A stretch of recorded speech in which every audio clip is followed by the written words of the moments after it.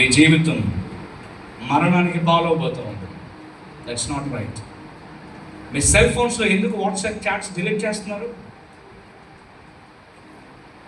ఎందుకు phone history delete చేస్తున్నారు?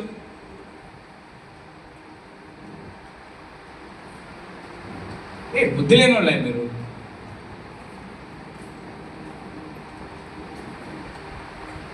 ఎవరన్నారు ఈ మాట?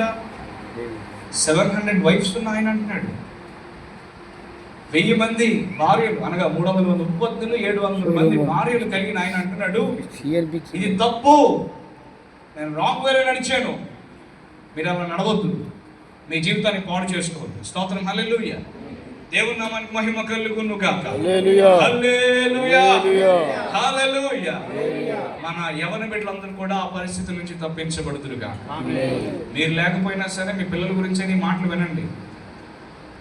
మీ పిల్లలు కూడా రాంగ్ ట్రాక్స్ ఉన్నారు, వాళ్ళని సరిచేయండి. కొంతమంది ఏమంటారంటే మా పిల్లలకి అంతా తెలుసులే అని అంటారు. మా పిల్లలకి వయసు వచ్చిందిలే, వాళ్ళకి అంతా తెలుసులే, వాళ్ళకి మేము చెప్పేంత ఇది కాదులే. ఏ విషయంలో చెప్పకూడదు బాస్? నువ్వు ఏ విషయంలో చెప్పకూడదు? తన బాడీ గురించి ఏమైనా మాట్లాడాలంటే ఆ విషయం నువ్వు చెప్పకూడదు. తల్లి చెప్పుకుంటారు. కానీ నువ్వు తండ్రిగా ఏం డెవలప్ చేయాలి? తన క్యారెక్టర్ని డెవలప్ చేయాలి.